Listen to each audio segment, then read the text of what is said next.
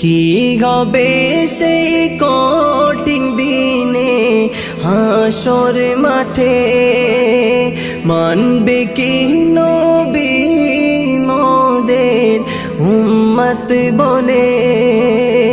কি হবে সেই কঠিন দিনে হাসর মাঠে, মানবে কি নবী মোদের উম্মত বলে। এখনো সময় আছে চলো মসজিদে, এখনো সময় আছে চলো মসজিদে। ক্ষমা করে দিও আল্লাহ আমারে, দুনিয়ার মায়ায় ভুলে রইলাম